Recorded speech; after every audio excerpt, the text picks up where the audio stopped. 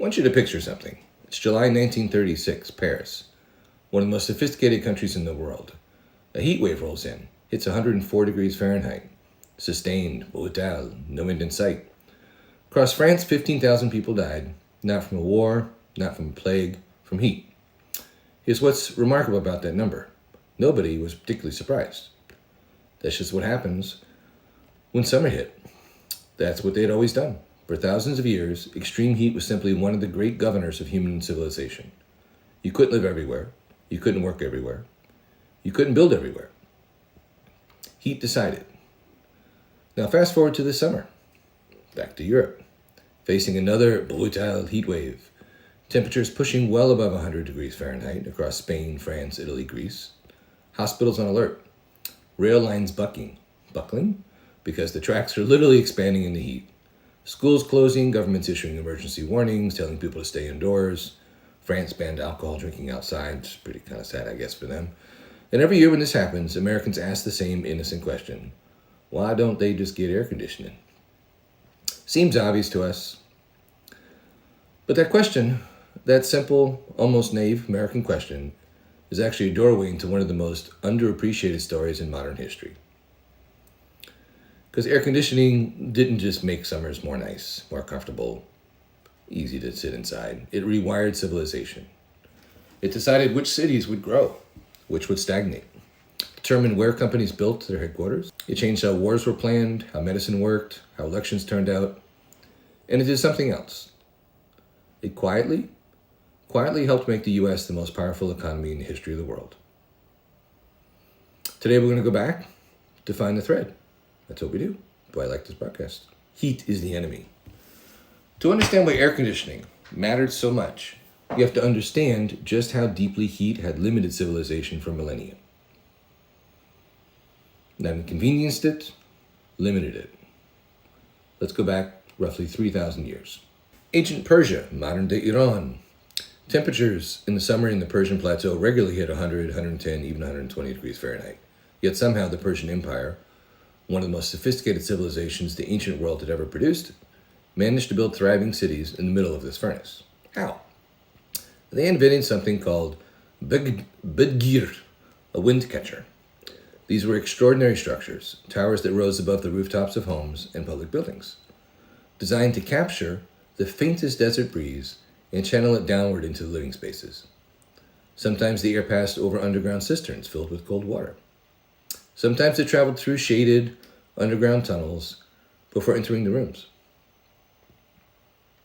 If you walk through the old city of Yazdi in Iran, something I'd love to do, you can still see these towers rising above the rooftops. Some of them still work. They've been working for a long, long time, somebody would say. Continuously for over 2,000 years, actually. The Egyptians had their own versions, so did communities across North Africa and the Arab world. But here's what the Bedgir also tells us. Even in the ancient world's most sophisticated civilization, summer heat was something you managed around. You never really conquered it. You built your houses with thick walls to hold the cool of the night. You rested during the midday hours. The siesta isn't laziness, it's rational. You scheduled your markets and your commerce for the coolest hours of the day. And if you're poor, well, that's kind of sad. You simply suffered. Heat has always been deeply, profoundly unequal. Now let's talk about what heat did to industry and why we actually are where we are today. Jump forward to 19th century America. Countries industrializing at a pace the world has never seen. Factories rising along every river, office buildings climbing ever higher than before. The great American commercial machine humming. Except, every summer it got hot. The machine slowed down. Workers became exhausted. Productivity cratered. In textile mills in the Northeast, excessive humidity caused threads to snap. Food processing meat accelerated spoilage. In printing facilities, humidity was an absolute nightmare. Paper absorbs moisture, of course. It expands. It shifts by tiny fractions of an inch, and as you're trying to print 4-color images, it just gets messed up. Catastrophic. Entire print runs were destroyed. One company in particular had enough. The Sackett and Williams Lithography and Printing Company in Brooklyn. They were losing money every summer, and they were serious about it. So in 1902, they hired a 25-year-old engineer from Cornell named Will Carrier. and gave him a very specific assignment: not make people comfortable, fix the paper problem. And Carrier, who was brilliant in that particular American way of being brilliant, which is to say intensely practical and completely obsessed with solving the problem in front of him, he figured it out. He designed a system that didn't just cool the air, it controlled the humidity of the air. He called it Apparatus for Treating Air, which is possibly the most boring name ever given to a world-changing invention. The paper problem disappeared.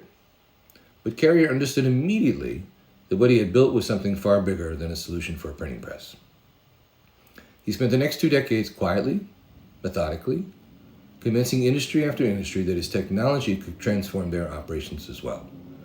Pharmaceutical companies, food processing plants, textile mills, cotton mills in the South, where heat and humidity, like today, have always been the enemy of quality production. The tobacco industry, candy manufacturers, because chocolate doesn't behave properly when it's humid.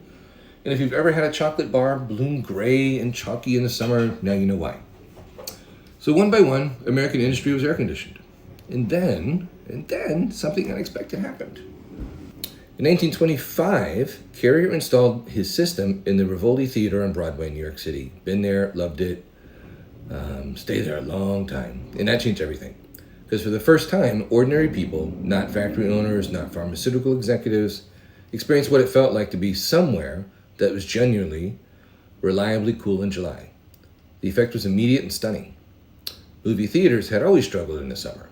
People stayed home, or they sat in the heat and suffered. But suddenly, theaters with air conditioning were packed, standing room only. People weren't just going to see the movie, they were going to be cool. Oh my God, is that where we got the term? Department stores noticed, hotels noticed, restaurants noticed. Cool became a competitive advantage. And here's where it gets interesting for American culture. Because this is around the time a particular phrase enters the language: going to the movies. Not just to see a particular film, but to go somewhere cool. The social ritual of summer moviegoing, which shaped American culture for decades, which is why Hollywood still thinks of itself as summer blockbusters, that ritual was born partly from air conditioning. But this was still the 1920s and 30s. Air conditioning was for businesses, for theaters, department stores, factories, rich people. The idea of air conditioning a home was still almost considered absurdly extravagant, until after World War II. Here's a fact that I find genuinely astonishing. In 1950, the greater Phoenix metropolitan area had about 107,000 people. Today it has over 5 million. That's not gradual growth. That is a civilization being created essentially from scratch in the space of 3 generations. And the engine of that transformation was air conditioning. Think about what the American South and Southwest looked like in 1945. Beautiful geography, rich culture, deep history in many cases, but economically lagging badly, and for a very simple reason. The summers were brutal. They still are. And the infrastructure, the housing stock, the office buildings, the factories, simply weren't designed for the climate. A corporate executive choosing where to build a regional headquarters in 1940 was not looking at Atlanta yet. He wasn't looking at Houston, wasn't looking at Phoenix. Because what executive wants to spend July in the city without air conditioning? Then the war ends. Carrier's technology, which had spent 40 years quietly transforming American industry, suddenly becomes affordable. And that's for the mass market. Window units, central air, new construction in the South and Southwest builds it in from the start, and the American migration begins. Houston in 1950, 600,000 people. Today, 2.3 million. In the city proper, over 7 million, however, in the metro area. Dallas, Atlanta, Charlotte, Jacksonville, Las Vegas, all of them follow the same curve. Florida is perhaps the most dramatic case. When air conditioning reached the mass market in the 1950s, Florida had less than 3 million people. It was essentially a rural state known for citrus farming and swamps, and Miami, and escaping life. Today, it's the 3rd largest state in the country with 22 million people, 2 cities in the top 10 metropolitan areas in the country, one of the largest state economies. None of that happens without air conditioning. And this matters enormously for understanding American political history, because also reshuffled is the electoral map. The Sun Belt states, Florida, Texas, Arizona, Georgia, North Carolina, reliably Democratic for most of the 20th century because they were southern states with southern Democratic traditions. Then they exploded in population, drawing in new residents from the Northwest and the Northeast, from Puerto Rico and Cuba and Mexico, remaking their demographics and their political identities. The Republican Party's Sunbelt strategy, the rise of Miami as a global city, the Texas oil economy merging with Silicon Valley capital. All of it has air conditioning somewhere in the origin story. I want to take a quick detour into two other places where air conditioning quietly changed history because I don't think they get talked about nearly enough. First is medicine. In the early 20th century, performing surgeries in the summer was genuinely dangerous, not just because of patient stress, because operating rooms were hot, bacteria love heat, infections spiked in summer months, recovery rates dropped, mortality climbed. Air conditioning operating rooms changed the calculus entirely. Pharmaceutical manufacturing, which requires extraordinary precision in temperature and humidity, to produce drugs that are stable, pure, and effective became practical at industrial scale only because of climate-controlled facilities. The revolution in post-war American medicine, the antibiotics, the vaccines, the surgical advances, all of that required controlled environments that Carrier's technology made possible. By the way, I'm not a paid agent of Carrier air conditioning. Second, the Cold War. Here's something to think about. Early computers, the massive room-filling machines of the 1950s that the Pentagon, the national laboratories depended on, they were extraordinarily heat-sensitive. The early transistors and vacuum tubes generated enormous heat and failed if temperatures weren't controlled precisely. The Cold War, never really thought about it in terms of cold before like that, the Cold War computing infrastructure, the SAGE air defense network, the early missile guidance systems, the code-breaking operations, it all required air conditioning to function. There's an argument, and I think it's a serious one, that American technological superiority in the Cold War was partly a function of America's ability to maintain stable, climate-controlled environments for sensitive computer hardware. The Soviets had brilliant scientists. They had enormous industrial capacity. They had cold air. That probably helped. But their ability to maintain the kind of precise environmental controls that cutting-edge computing required, that was a real weakness. So back to our original question. Why doesn't Europe have air conditioning?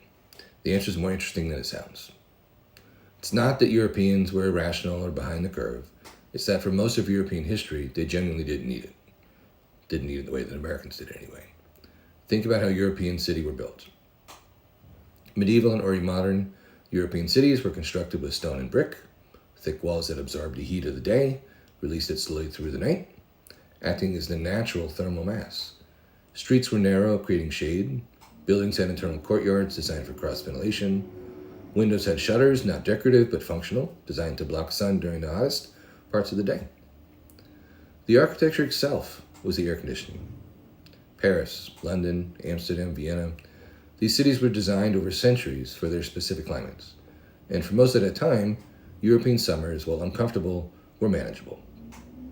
But here's a critical development that is reshaping the story in real time. Climate change is moving Europe's summer temperatures into territory that architecture wasn't designed for. The 2003 European heat wave, the worst in recorded European history, killed 70,000 people across the continent. France alone, 15,000. Italy, Spain, Germany, Portugal all recorded excess mortality that was genuinely shocking. That was supposed to be a once-in-a-century event. Yet, since then, there have been major European heat waves in 2006, 7, 10, 2015, 17, 18, 19, 2021, 22, and that's not a once-in-a-century event. That would drive insurance specialists crazy. So this is the new normal, and here we are, an economy that is facing extraordinary heat, that has to retrofit infrastructure that was designed for one climate to fit a new one. Air conditioning penetration in Europe is still dramatically lower than in the United States. According to the IEA, seems to know everything, roughly 90% of American homes have air conditioning. In France, it's still under 25%. I read 5% this week, but okay. Germany, roughly 3%, the UK, under 6%. 3%. In a country where temperatures now regularly hit 100 degrees in the summer. Now, European governments and environmental advocates will tell you, correctly, that their real problems with simply air conditioning give way to comfort. Air conditioners use an enormous amount of electricity. If that electricity comes from fossil fuels, you're heating the planet, as they say, while cooling your apartment. There's something almost poetic about this vicious cycle there, though. Maybe they're right, but here's the part that doesn't get discussed enough. Heat kills. Excess heat mortality in Europe is measured in tens of thousands per year, and it falls disproportionately on the elderly, the poor, people who live in top floor apartments with no shade, people who can't afford to move or install cooling. This is the ancient pattern, reasserting itself all over again. Heat has always been unequal,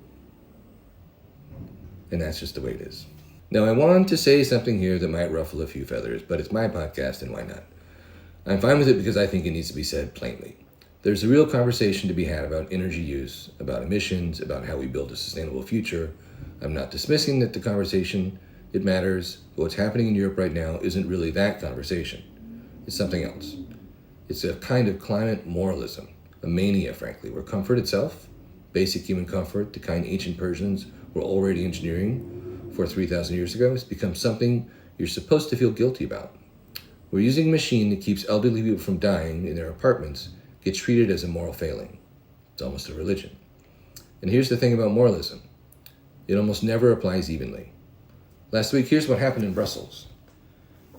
In the Berlaymont building, that's the 13-story headquarters of the European Commission, home to roughly 3,000 staff, the air conditioning system buckled under the heat wave. So the commission management sent out an urgent text message to staff. It said, and I'm quoting this, "Due to extreme weather conditions, forced shutdown of air conditioning cooling system from floor 1 to 7 for the rest of the day." Floor 1 through 7. Guess who works on floor 1 through 7? Not Ursula von der Leyen. That's floor 13, the top. Most of her 26 commissioners are housed on floors 8 and above. So the cooling stayed on exactly where the leadership sits, and shut off exactly where the rank and file staff sit. One commission employee, granted anonymity, spoke to Politico, called it like feudalism. Another called it a disgrace. On the 8th floor, supposedly still air-conditioned, one staffer said the temperature was still nearly 26 degrees Celsius, about 79, but still. Meanwhile, earlier that same week, the commissioner had issued official guidance to employees on how to cope with the heat. Avoid going outside during the hottest hours. Drink water. Start work earlier. Issued from cool, climate-controlled offices to employees who were quite literally sweltering 1 floor below. Look, I find it funny, genuinely funny, but it's also exactly the pattern you find every single time you scratch the surface of these things. The people drafting the regulations, flying in for the climate summits, are very rarely the people living with the consequences of the regulations. There's always a top floor. Now, somebody's going to say, Roger, but Americans use enormous amounts of energy too. Who are you to talk about? Yeah, that's fair. I do. It's on right now. We do use a lot of energy. We're not innocent here. But there's a difference between using energy honestly and using energy while lecturing everyone else about not using it. And let's actually put some numbers on what we're talking about. Because I think people imagine air conditioning is a bigger drain on the system than it really is. According to the U.S. Energy Information Administration, air conditioning accounts for roughly 19% of electricity consumption in U.S. homes. In the U.S. And homes themselves are only part of the total U.S. electricity demand. So get that, 19% of what's just in the home, and the homes are only a very small part of the whole industrial, large mining, and everything use. Residential power is a relatively small piece of the overall national grid. Compare that to what a single AI data center campus can draw. Heavy industry consumes around the clock. And the idea that grandma running her window unit in July is the greatest existential threat to the planet starts to look a little silly to me. Americans, by and large, aren't pretending that we're running an air conditioning as it's some sort of moral statement about the universe. We just think it's reasonably nice not to watch our grandparents suffer through 100-degree heat. Because somebody in Brussels decided that's the example we all need to set. And here's another thing. Nobody wants to say out loud at the climate summits. China is opening new coal-powered plants at a pace that dwarfs anything happening in Europe or America. China and India together are responsible for the overwhelming majority of new emissions growth on the planet right now, and that's just a fact, not a talking point. So when European elites, and I use elites with a bit of a tone, who again kept their own offices cool while telling everyone else to suffer, ask Americans to feel guilty about air conditioning, forgive me, I find that a little hard to take seriously. We're not going to virtual signal our way through a global problem that other major economies aren't remotely serious about solving either. It's not stewardship. That's theater. And I think this gets at something deeper about the difference between American culture and European technocratic culture, not Europe, just technocrats. And it goes all the way back to the themes we've already touched on today. When Americans face a hard problem, the instinct, going back to Willis carrying that Brooklyn print shop, has generally been solve it. Engineer your way through it. Build something. We got Elon Musk for that today. The instinct we're watching play out in Brussels right now is different. It's regulated. Manage everyone's behavior. Tell people what to feel guilty about. From the top floor, of course. I'll also say this, and it's something I believe pretty deeply. Americans have always had a place to put our sense of moral seriousness. Our sense that there's something bigger than us that we're accountable to. And it's called religion. God. An actual religion. God at the center of it, with humility built into it. Recognition that none of us, including the people in Brussels, get to play God over everyone else's thermostat. Climate moralism isn't humble. It's the opposite.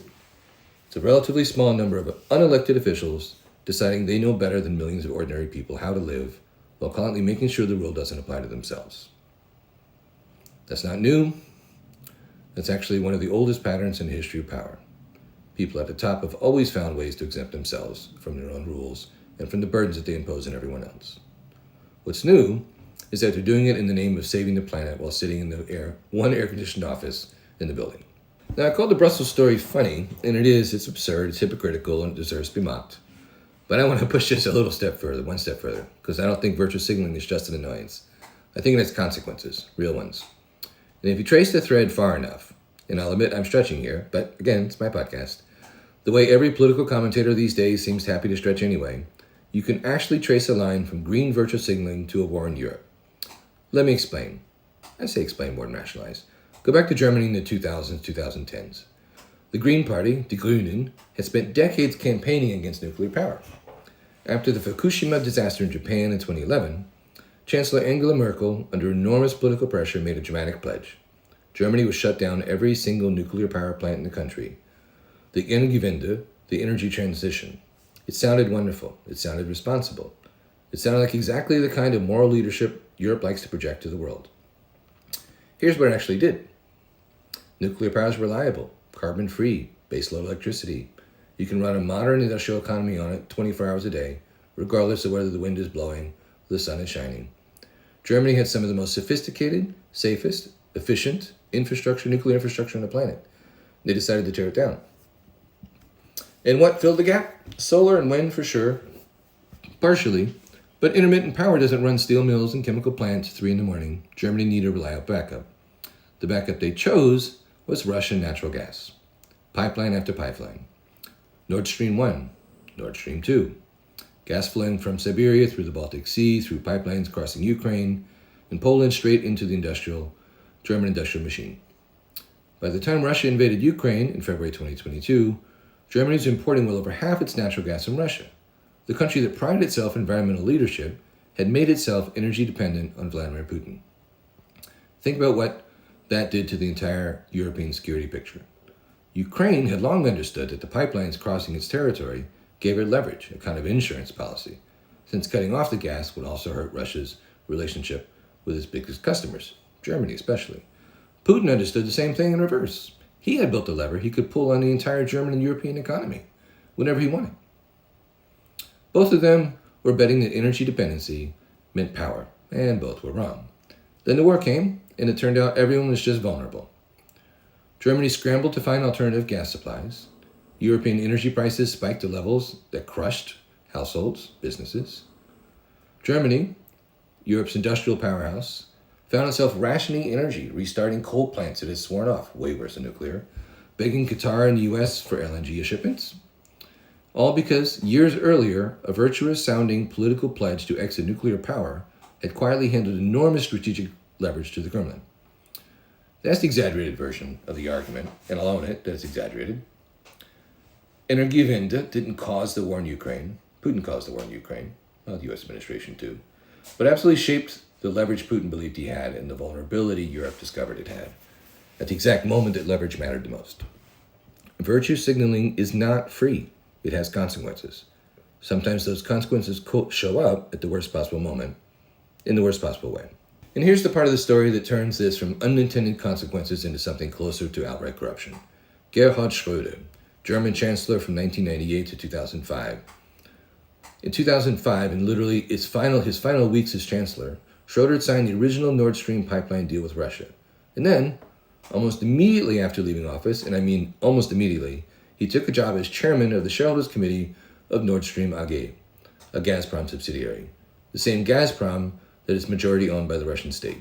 He later became board chairman of Nord Stream 2 as well, another Gazprom-linked entity, the former leader of one of the largest economies in the world, who had just personally negotiated the deal that made Germany dependent on Russian gas, walked through the revolving door directly into a paid position with the company on the other side of that exact deal.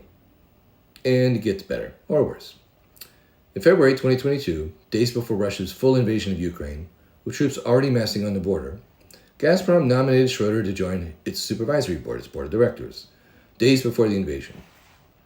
Germany's own former chancellor, sitting on the board of Vladimir Putin's state energy company, as Putin prepared to launch the largest land war in Europe since 1945.